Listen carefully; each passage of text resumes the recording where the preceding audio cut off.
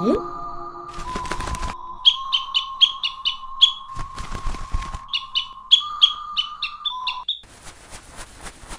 শুনো, তুমি বাসায় যাওয়া কেমনে? কথা বলো না কেন? লেট করে বাসায় গেলে তোমার আম্মু কিছু বলে না? আম্মু, আমার একবার মাহাদির বাসা থেকে আসতে লেট হয়েছিল, এই জন্য আমার আম্মু আমার দৌড়ান দিয়েছিল, কিন্তু আমি দৌড় দেই নাই। তুমিও পারবা না দৌড় দিতে, এখন কি করবা? কোন জায়গা থেকে উঠে নিছিলা? হ্যাঁ, এত পাকনামি কেন করো? ছোট মানুষের মতো থাকতে পারো না?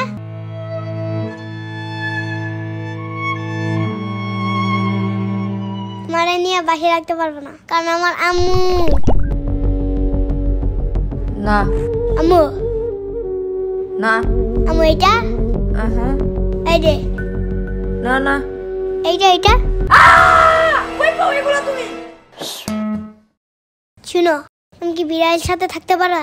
দেখো, আর কিছু করানো নাই।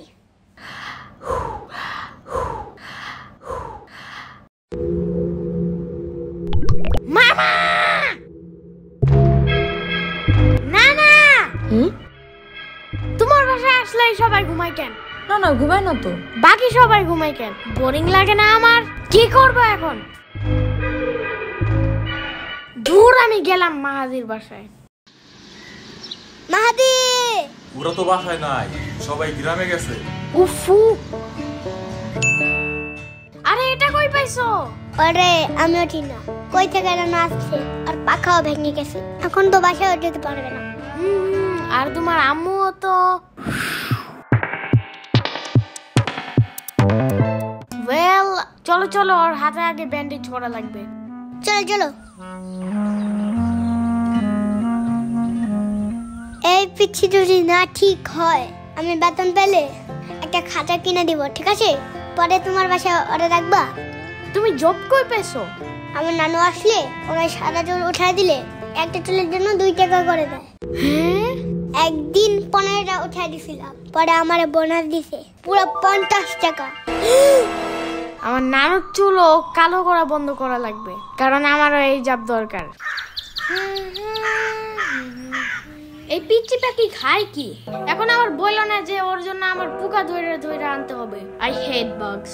আরে না না না, আমার বাসায় অনেক তেলাপোকা আছে, ওইগুলা তোমাকে এনে দেব, ঠিক আছে? কোনো সমস্যা নাই।